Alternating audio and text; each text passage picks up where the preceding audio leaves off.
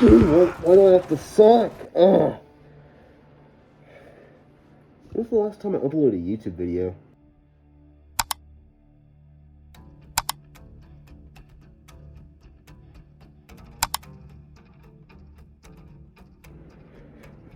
Crap, I don't have any good ideas. Wait a minute. A friend's gotta have something.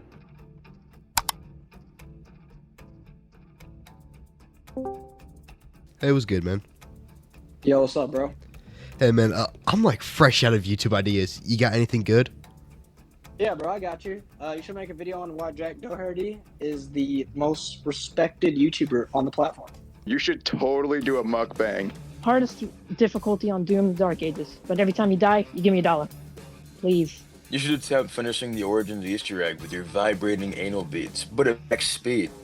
I think you should just play Roblox, but every time you die, you have to fill out a job application. Dude, I've asked everyone, and all their ideas suck. Jesus Christ. There's gotta be someone else.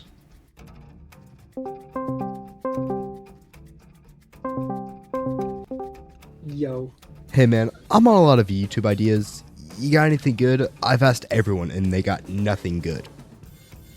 You could play that one Left 4 Dead map based on Re-Nemesis. That's genius, man. Thanks. You're welcome. Anyways, how you...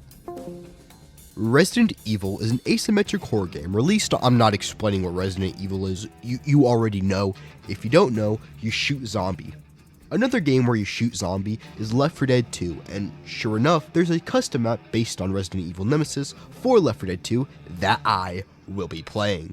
I also installed some mods to give it a more RE feel. All of the mods as well as the map will be linked in the description, and I also want to say that I did play this map over a period of a couple days because it had 8 fucking chapters, so if you notice any inconsistencies, that's probably why. I also want to say that I never played RE Nemesis, so there are probably a bunch of references I just won't get. You start off the campaign in Uptown Raccoon City, and I just have to commemorate Roku for the inclusion of custom weapons. They aren't needed in custom maps, but I'm glad they're here. You make your way through the city and come across locations like a bar and a clothing store, the latter of which hides a bunch of 3D renders of characters I assume are from Resident Evil Nemesis, as well as that. You find an empty lighter and lighter fluid and use them to get to the entrance of the police station, where you have the first of many tank encounters of the campaign. You kill it, enter the police station, end of chapter. You make your way through the police station and find a locker, but you need a code to unlock it. Exploring a little more, you find an ID belonging to the William Bill Overbeck from Dead by Daylight? I gotta give Roku some props here for making a custom ID that you only see once and never again. You use the ID to get the code on the computer and enter it through the chat system of all things. You use the key in the locker to get into the STARS office, where you find Bill's dead body. He just can't catch a break, I guess. You grab the lockpick on the table to use on the main door. Wait, why are we even here again? To be honest, this chapter could be cut in its entirety and nothing of value would be lost. It kind of feels like this chapter only exists to cut Uptown and Downtown to 2 chapters, but I don't know if it was like this in the original. Still, I would have liked more of a reason as to why we're even here. You leave, end of chapter. I'm not really going to talk about the next chapter, Downtown, much, mostly because there's a lot of backtracking and just wandering around. The only thing I found interesting is that you have to go into a gas station to grab a can of fuel, and when you grab it, for some reason the store sets ablaze and you have a minute to leave before the place blows. TLDR, you grab a wire, fuse, 2 jerry cans to fix a tram and leave. And at the very start of the next chapter, the tram derailed. Yippee. I'm not gonna lie to you when I say I was stuck on this beginning part for 6 minutes. And after looking up a walkthrough, turns out you have to punch a picture on the wall that wasn't marked or stood out in any way to grab a key that only highlights after you punch the picture. Oh god. You make your way through the building, killing the witch and definitely not dying to fall damage. You make your way into the clock tower and have to complete a puzzle where I think you have to make the correct tune. Unfortunately, without a button to play the tune in its entirety, I had a hard time figuring it out, so I looked up a key. I head through the doorway to find another puzzle where it gives you a hint. only for me to find out that even if you do get the clock to 12, there are 6 possible solutions and only one gets selected every match. I solve it and get a gear so I can finally use the clock tower to summon a chopper and finally leave Raccoon City. Fuck, we're only halfway through the campaign. The chopper gets destroyed by a tank. You kill a tank, another tank spawns in, you kill it, enter a van, end of chapter. While I did not enjoy the last chapter, this one really surprised me with how good it is. You start off meeting up with the Left 4 Dead 1 crew. They even reference the fact that Bill was left at the station. Lewis got bit, so you have to make an antidote in the hospital nearby. The design of the hospital really made me remember that, oh, this is a map based on a Resident Evil game. The areas are tight and narrow. The atmosphere puts me on edge.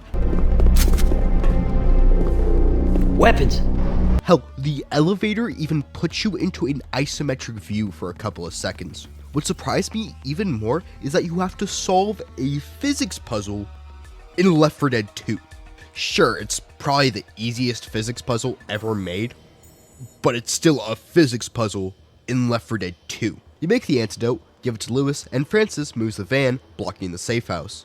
I also love the fact that when the tank comes out, the 3 help you kill it. After exceeding the length I think most Left 4 Dead maps should be, I make my way into a park where I find, you guessed it, a locked door! I backtrack my way through the park and brute force a puzzle that literally had the answer to it right behind me. I make my way through the sewer, grab the key, and head back to the door where I unlock it and a tank spawns in. I'm then given 2 options, fight the tank or jump off the bridge. Me, being the MLG Pro Mountain Dew gamer that I am, kill the tank because I'm just so cool. I start off in the other start point of the chapter. This isn't a glitch. I had stopped for the day after the park, and this is just the default start in the selection menu. It's still pretty cool that you have 2 different starts. Besides that though, there isn't really much I found interesting enough to talk about in this chapter. There was a cool bar puzzle, and a part I'm pretty sure bugged out because I had to interact with a terminal through a wall of steam. I made my way through the factory, and once I got to the top, I was attacked by a chopper, but using my MLG Pro skills, yes, I put a Z in the script, I destroyed the chopper and progressed to the final chapter of the map. I grab all the guns, medkits, and med spray that I replaced the pills with so I could try to beat this grueling, it was just grabbing 7 jerry cans.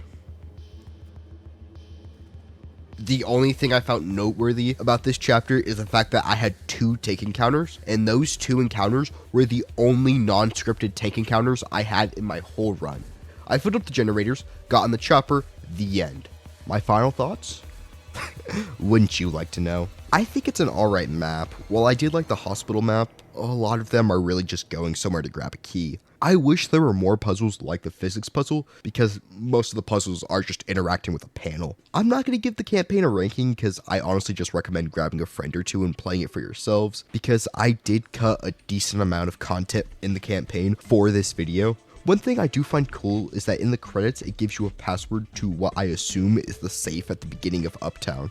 Resident Evil Nemesis is one of the better campaigns on the workshop, but it's not one I enjoyed much myself. I'm sure I would enjoy this map a lot more if I had played the actual RE Nemesis game, but I was too lazy to set up PCSX Reloaded.